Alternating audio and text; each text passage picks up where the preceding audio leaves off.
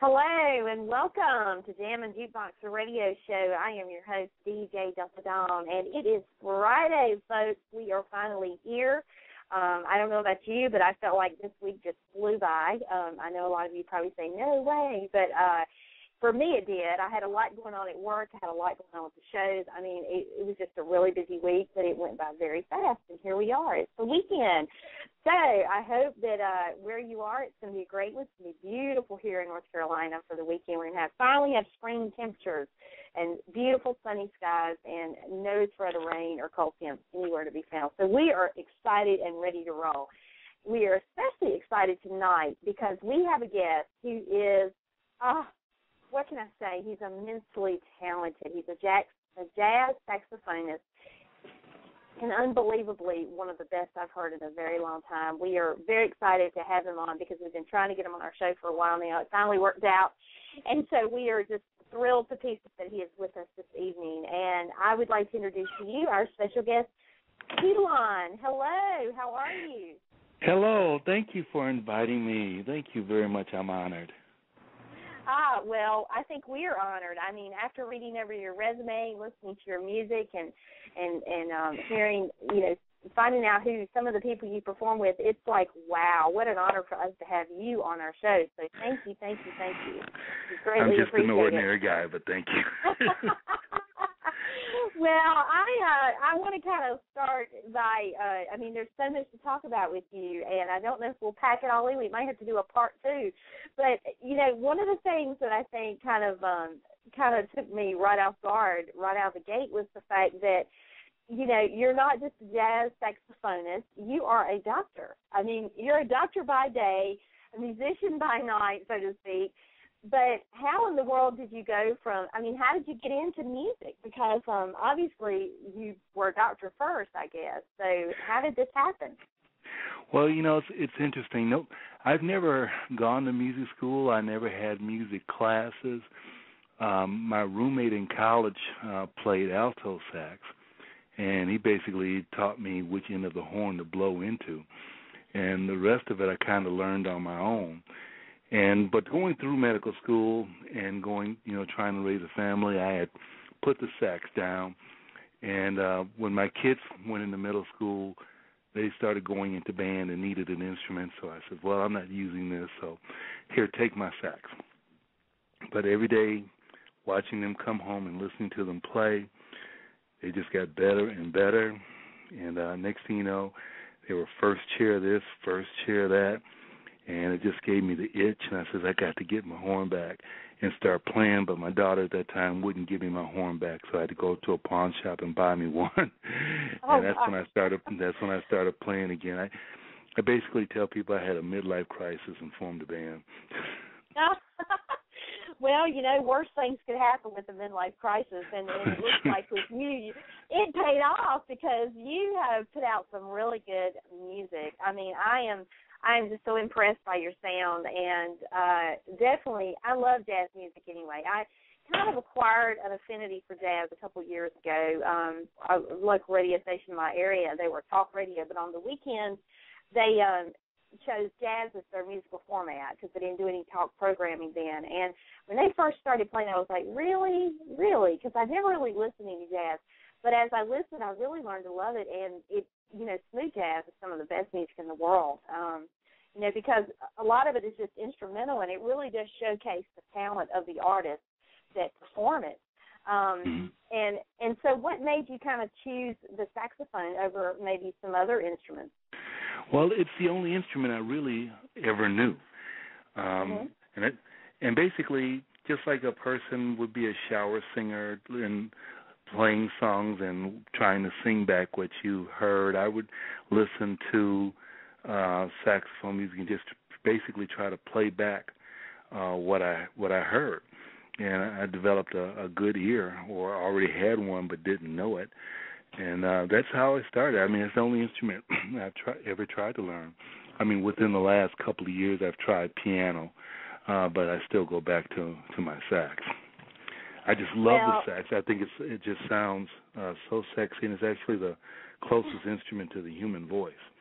And so I just love it.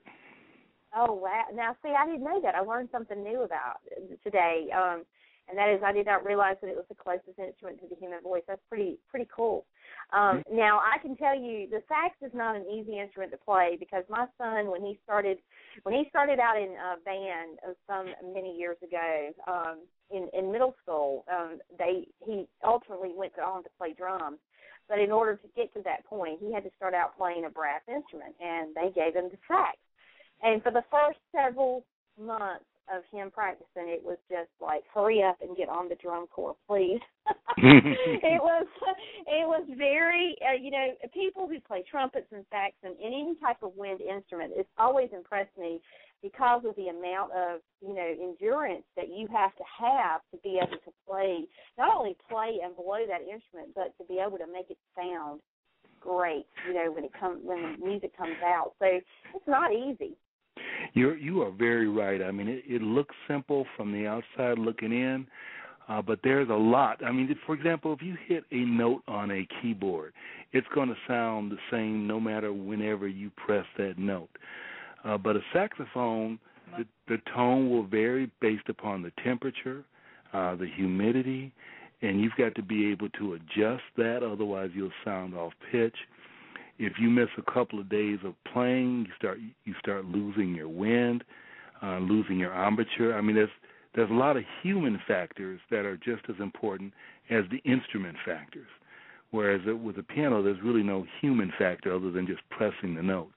But there's so much with the saxophone as far as your wind, your embouchure, the ambient temperature, all these other things that can affect your playing and affect the pitch. Most definitely, and it is interesting. Do you actually practice every day just to keep it up, or are you at that point now where you don't really need to because you're that good? Oh, nobody's ever to the point where they don't feel they need to practice. I try to follow the Louis Armstrong quote. That is, if I don't practice for a day, I'll know it. If I don't practice for 2 days, my critics will know it. If I don't practice for 3 days, my fans will know it. Oh, and wow. So no matter how late I get home, and I get home late a lot of times, I still go in and try to pick up that horn and play because it's amazing how quickly you can lose your wind and your stamina. That other part of that human factor. You got to really stay on top of it. Even if I can only do it for 30 minutes, I try to do something every day. Oh, it definitely shows in your music, that is for sure. Now let's talk a little bit about your music because it's my understanding that you actually started your career in jazz as a member of a jazz group called the On Call Band. Talk a little bit about that and how it came to be. Well, honestly, it was just about a bunch of guys getting together, having fun, about playing a little music and then trying to get to the cigars and martinis. It was more of a male bonding thing. I don't think any of us were really serious at that time. We spent half the time just fooling around and maybe getting a couple notes in here and there, but it was more about the male bonding, the cigars and the martinis. But one day, I had played in church one day, and somebody told someone else who told someone else, and the next thing you know, I'm getting a phone call asking me if I would play a gig at the Bay County Fairgrounds. And not knowing really what I was saying, I just said yes. But I said, wow, wait a minute. We don't have a band. We don't know any songs. So we had 6 weeks to try to pull a couple sets together, which we were able to pull off. And that's how we got started. We just got thrown into it and said, oh, my God, we got to get serious now. And it just sort of grew from there. Well, and go ahead. And actually, my CD or this music career didn't start off as a music career at all. The song Dr. Goodfoot was just supposed to be a jingle for my practice.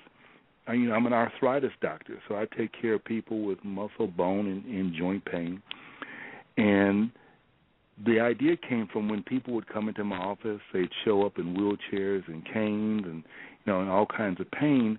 Next thing you know, after treatment, I'm seeing them come to my concerts up dancing. And I said, well, it's a great professional accomplishment to be able to give people their life back, and then to see them come out and dance to enjoying your music. And the idea came to me, Get on the Good Foot by James Brown. And I said, well, and so, Dr. Goodfoot, being a medical doctor, so I just did a little play on the word, Dr. Goodfoot, from getting on the good foot, from people dancing. And it was just strictly advertising. I was just thinking about a jingle. And then I said, well, let's try to make this jingle into a song that the band can play. Again, still thinking advertising. Mm-hmm. But my wife encouraged me to put the album out. And I said, are you sure that this is what you want? And I had to call the kids in for witnesses. Your mom says it's okay for me to do this. I want witnesses. Of course. And lo and behold, that song went to number 2 on the independent charts. And I said, well, I guess a career has been formed. No doubt. I mean, to think that here you were just using your hidden talent, so to speak, for your practice. And lo and behold, it just became something more than that. And I want to tell you that, and for the listeners out there, this song he's talking about, Dr. Goodfoot, can be found on his First Impressions CD, and it is like my favorite song on that CD, no doubt. I've listened to it back and forwards and frontwards again. I mean, it's a really good CD, just because of jazz, and I love jazz music.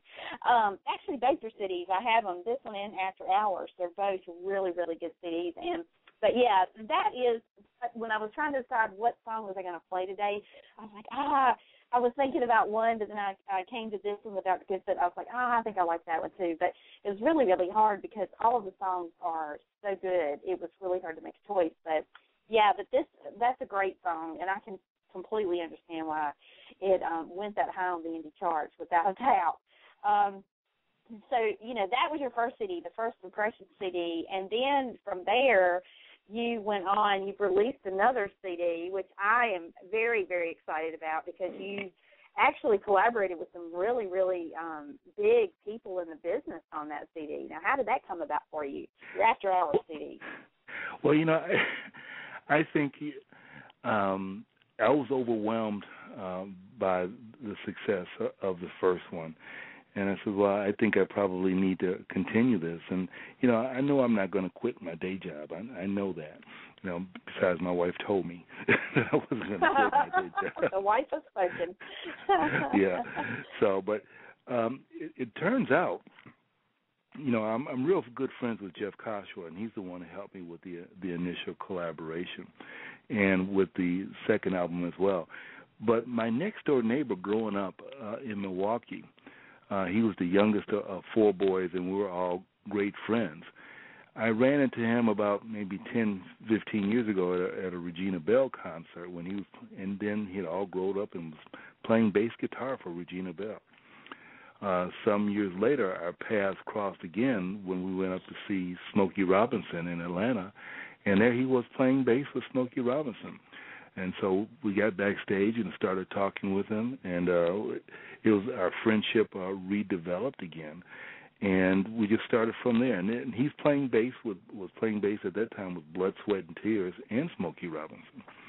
So he's the one who hooked me up with Howard Hewitt and wrote the song 2 in the Morning for me. Now with Jeff McBride, he's actually a local fella. He was on The Voice, and it was on Christina Aguilera's team. And he's actually performed with me several times here locally. And we put together an old standard there, The Always and Forever. They're both an instrumental and a vocal version. And that's actually one of my favorite songs on the album. Mm-hmm. Yeah, I mean, Always and Forever has always been one of my favorites through the years anyway. And when I heard it on your album, I was like, wow, you did such a great job. And, of course, Jeff McBride, his vocals are just phenomenal. I mean, you clearly understand why he was on The Voice. So that coupled with your, saxophone playing on it, the music, the arrangement, I mean, it's just beautiful the way it was done. And congratulations on that.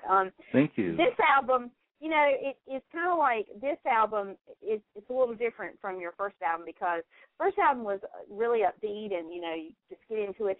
This is more kind of low key. It's relaxed. It's just a great grab a glass of wine, sit back and listen for a little while kind of album. And it's very, very smooth. Very, very. It's just very good stuff. And so this one I had a harder time. I couldn't pick a favorite because they were all so good. Although, Howard Hewitt, I loved him in Shalimar. Love Shalimar. I've always thought he has an excellent voice. And, to have him on your album, it was like when I first heard the song, I was just, two notes into the song, he started singing. I was like, oh, he hasn't lost anything. He still sounds as good now as he did back in the 80s when Shalimar was so big. So what a treat for him to be on your album. And he's a fantastic fellow. We really bonded really well. And one other thing I did with Howard, and you'll be seeing that soon, we did a music video together for the 2 in the morning, and hopefully we'll be seeing that soon on the air, hopefully VH1 or BET. Oh, well, see, you're just going all big time now. You might have to quit your day job. Nah, my wife won't let me. She's so hard on me. Well, there's probably a reason. She probably, I guess, err on the side of caution, especially in the music business being what it is. It can be incredibly risky as it is. But, but you've just got pure raw talent. And there is, you're self-taught. I mean, it's not, you had bukus and bukus of lessons as you were coming along learning the sax. I mean, you've acquired a lot of it on your own, and that makes you, I think, an even better musician than someone who is professionally trained, because you just cannot beat the natural gift, the talents and gifts that a person is instilled with, and you just can't. And there's a lot of people that are professionally trained that are phenomenal, but I don't know, there's just something about that whole born from within kind of gift that kind of comes out that we have that just makes something like this so much more special. So now, what other new stuff are you working on? Are you working on any new music for a new album? Actually, I am. I am working with Schultz, the former saxophonist with Down to the Bone, on some upbeat tempo types of things that people can shake their leg at. And I'm also working with the esteemed Kim Waters, and we're putting together some real smooth sounds. So I'm actually working on album number 3 and 4 as we speak. Oh, wow. Well, that's just a double whammy for us fans, and that is going to be awesome. Will they be coming out kind of simultaneously, or will they be, released at different times? I'm going to stagger them. They're not complete. I'm probably about 50% through. I would like to be able to get one out by the end of this year. But, there's timing with everything on when is the right time to release something. And I'm still new at this. I've got a lot to learn about, the music business. And there's the right time and there's the wrong time. So I'm still learning. I'm just a student right now of the game. Oh. Well, the great thing about it is you have already made some phenomenal connections, in the industry. When you're talking about the likes of, Howard Hewitt and, Gary Foote and, Kim Waters, I mean, they are no pushovers. I mean, they've been out there for a long time doing this. And, you've got some great comrades on your side who can kind of guide you along in the process, which is awesome. It's absolutely wonderful. So yep. I can't wait to hear what the new projects will be, because if these 2 projects that I've been listening to are any indication, it's going to be great stuff. I mean, there's no way it couldn't be, given, who you'll be working with and this and that. Now, as you go along, I mean, obviously, you're a doctor by day. Like I said, you're a jazz musician by night. But do you ever have occasion to go and perform? I mean, do you get that opportunity? Well, here locally, yes. I mean, I do. At least up to last year, I was playing at least once or twice per month. But it slowed down a little bit. It's a good thing I got a backup job. But yeah. I do try to perform. Hopefully I would like to be able to do some things on the road. I really would.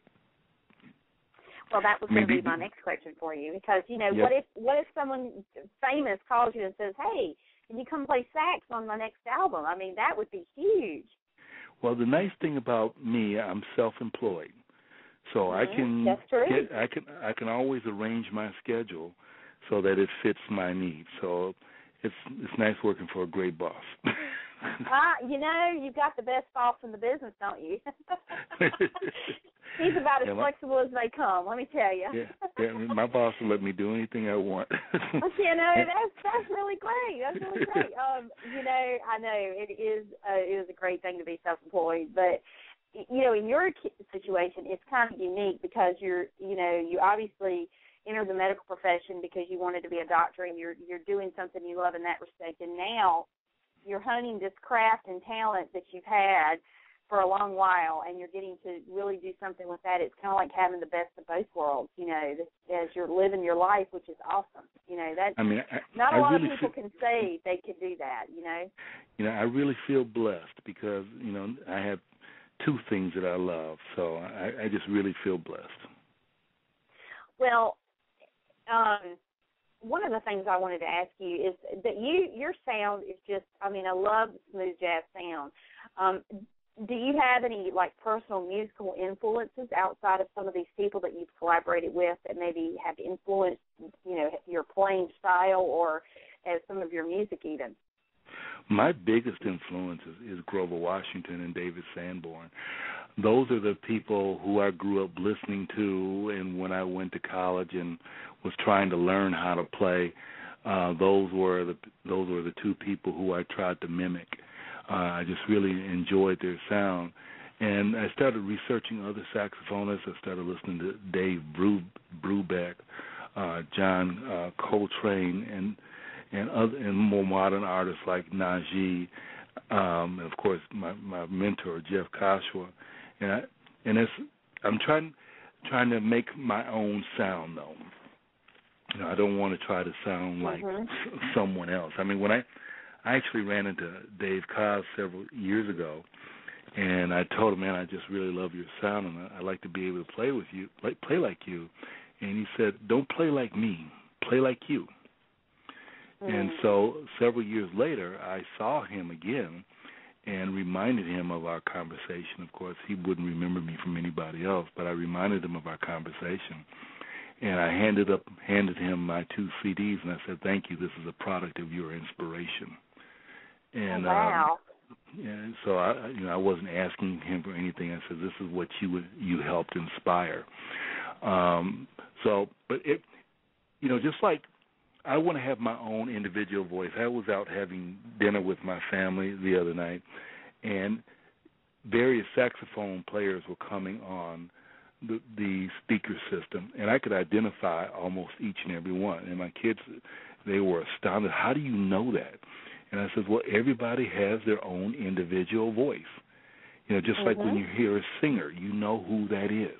If you're really into an instrument, you really know a certain individual style, the certain beats, the certain trills, or the certain sounds that they make that are unique, that identify that person. And I said, one day I want someone to be listening to the radio and say, man, that sounds just like Hulon. That's my goal. Yeah, I mean, and definitely, I mean, when I heard your music initially, I couldn't say, oh, you sounded like so-and-so. You definitely do have a unique sound. And, you know, and that's one thing about smooth jazz and jazz music in general that I do love, and that is that it is so identifiable because, you know, there's a lot of music out there and a lot of genres where the music can sound kind of cookie-cutters, but with jazz music, you know, everybody has a different playing style and a different style of how they do jazz and play jazz, and it's so diverse and it's so unique. So it is easy, I think, a lot easier in some respects to determine who is performing it in the jazz realm than in other genres of music because of you know, it's just so diverse. So that's what I love about it. I agree. You know, because in other forms of music, we have vocals that help to identify the artist. In right. jazz music, it's the music that identifies the artist. So it almost has to be, an individual thing. But, yeah, you definitely are a standout, no doubt. And thank you. Yeah, I love your stuff, and I really believe that you're going to be doing this for a very, very long time to come. And, I'm glad you're a medical doctor, because I'm sure in that way you help a lot of people with what you do. But as I said earlier, it's very rare that someone gets to do, live out two passions, two things that they're passionate about. And, so you're very, very fortunate and very blessed, as you said, in that way. Is there anything else that you've got in the works outside of your newest projects that you're working on, or anything else that, that may be coming down the pipes later on in the year for you? Well, I really think the music video is really going to change everything about me and my playing and who I'll be playing with. I think that's going to be probably the most crucial thing in this music career, because I believe that it's going to open up new doors and new possibilities and put me at another level. But I still remember my wife. She says I can play anywhere I want on Fridays, Saturdays, and Sundays, but I got to be back in the office on Monday. Oh, that's just so funny, but it's so sweet, So she's she is very. She wants to be sure that you stick to your day job, and you can't really blame her being a wife. So she's just being a good wife. That's for sure. Now, one thing I wanted to say to you is, and that is, when I was visiting your website recently, I loved the quotation that you have on the homepage that says, and I'm going to share it with the listening audience: "Let's change the world through music. It's a lifeline to peace and freedom of mind, touching the souls of us all." That is absolutely beautifully said. Thank you. And because it is so true. I have said many, many times on this show, and to many colleagues of mine, that music is a universal language, and it really doesn't matter, what part of life you're from, where you live. It speaks to people in so many different ways, and it's the one thing that I can say that brings more people together than anything else out there. Music is a universal language that we all speak, and we don't need a translator. That's right. Music is not something that we hear with our ears. It's something we feel with our souls and our spirits. That's right. And it doesn't matter. Yeah. That is so true, and that's why I loved what you said there, because it is the one thing that no matter it speaks to your soul, it speaks to your emotions. It brings people together, but it's also the kind of thing that it speaks to each individual differently, depending upon their life experiences, personal things that have happened to them. I mean, it's a unifier, but it kind of speaks to us individually as well. So it's and that's what's so beautiful about it. And with music, there's times that when you hear a certain song that you really loved at a certain time, it brings back all the memories of what you were doing at the time when that song came out. I was doing this, I was here, I was there, I was with this person. It brings you to a time past as well. Yes, that is so true indeed. Well, I am very excited about what is going to be upcoming for you. I can't wait till your new music is ready, and please, get it to us. We will be happy to promote it and play it here. People absolutely love what they've been hearing from you so far on our show. So we will continue to promote you and play your music. And we would love to have you back later on, too, when you get your new projects out, so that we can talk about those and share some of the music with the listening audience. I'd be delighted to. Oh, wonderful. Well, you enjoy your weekend, and are you playing anywhere this weekend? No, I'm just going to be in my studio practicing with these, working on these new projects that I'm developing. I'm trying to get the vast majority of the recording done by June, so I have the flexibility of, instead of rushing to try to push something out by a deadline, I want to try to get everything done soon, so I have the leisure of being able to put it out at the right time. And I really have a lot of goals I want to set for myself, and that's what I'm working on as well. Well, we wish you the very best of luck with every bit of it, and as I said, we can't wait till it comes out, and what's going to be coming down the pipes for Hulon very soon. So it'll be very exciting. It sounds like 2013 is shaping up to be a great year for you already. I think it's going to be exciting. Oh, yeah. Well, thank you so very much. Enjoy your weekend, and we look forward to chatting with you again sometime in the very near future. Thank you so very much. I appreciate it. Oh, you're so welcome. Thank you, and take care, and have a great night. Thank you now. Bye-bye. Bye-bye. He is just a wonderful soul. Very soft-spoken, just love Hulon, and his music is absolutely awe-inspiring, and I love listening to it. I mean, I love jazz music anyway, but his music really is inspiring, and I love how it just plays out as you listen to it. It's the kind of music that if you've had a stressful day at work, it's great to just pop in and listen to it and unwind to a glass of wine, or just sit back and chill for a little while. And that's what's so great about it. And before we close today, I wanted to play a song off of his latest CD, which is called After Hours, and that features Howard Hewitt, who was the lead singer for Shalimar for many, many years. And also wanted to let you know, if you want to visit Hulon's website, he is at Hulon, HULON.com. You can also follow him on Twitter at Hulon Sax. And check out his website. He's got a lot of good information there. He also has a link where you can get his, you can download some of his music. So if you're a jazz fan, you will definitely love his music. I'm going to play for you now a cut off of After Hours featuring Howard Hewitt. This is called 2 in the Morning.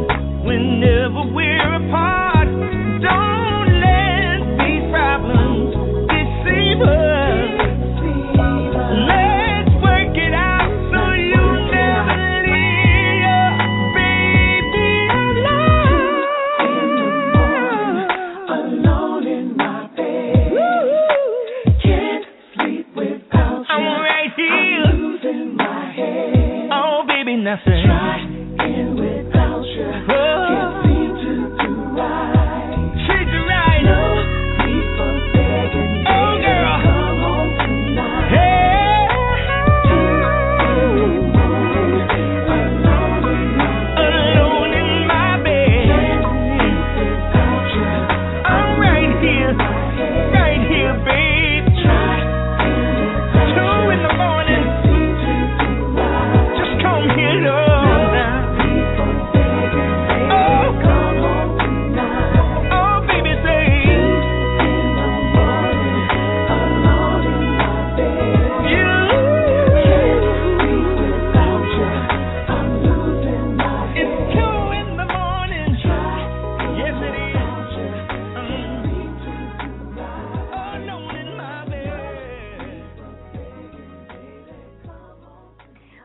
That was Hulon featuring the vocals of Howard Hewitt from Shalimar on that song. The song is called 2 in the Morning.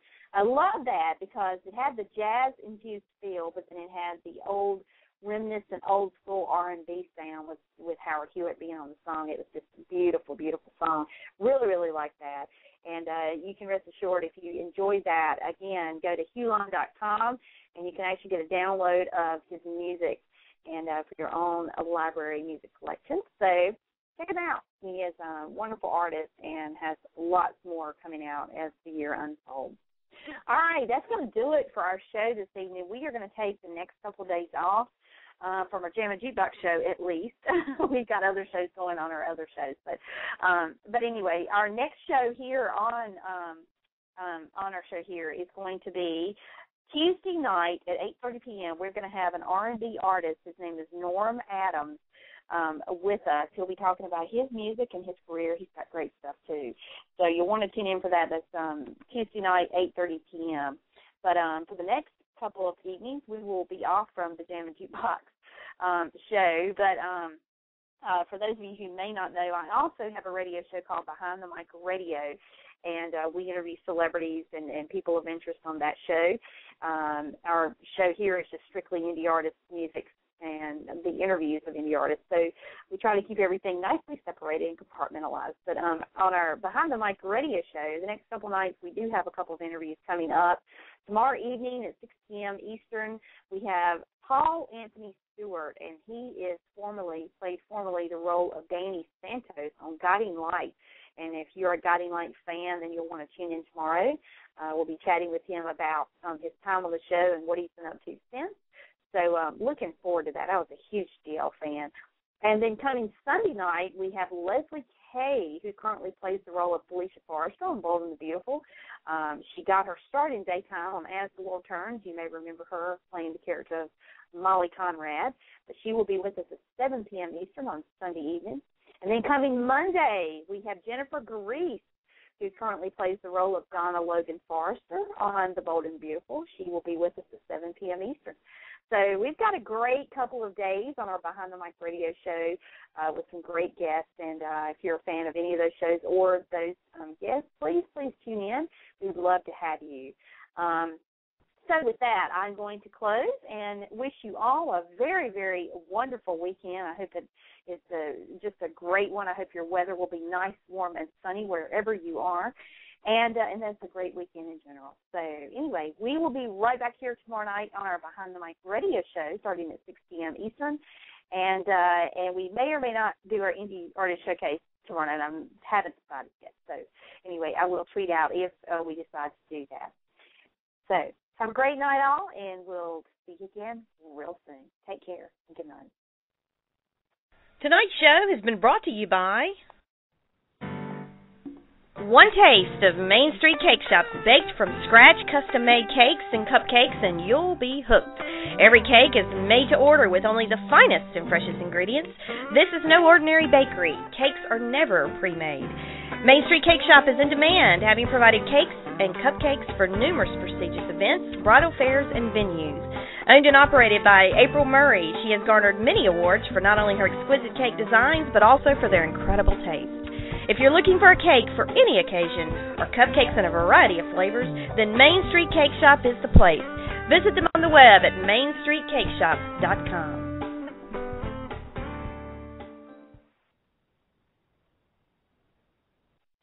for listening to tonight's show. You can connect with Jammin Jukebox Radio Show on Twitter at Jammin Jukebox or on Facebook at Jammin Jukebox Radio Show. Check out our website at thejamminjukebox.com. Also, follow us on Blog Talk, where you will be always up to date on every episode as we add it. Each episode is available for immediate download upon the conclusion of each broadcast, and as always, on iTunes. Thank you for joining us.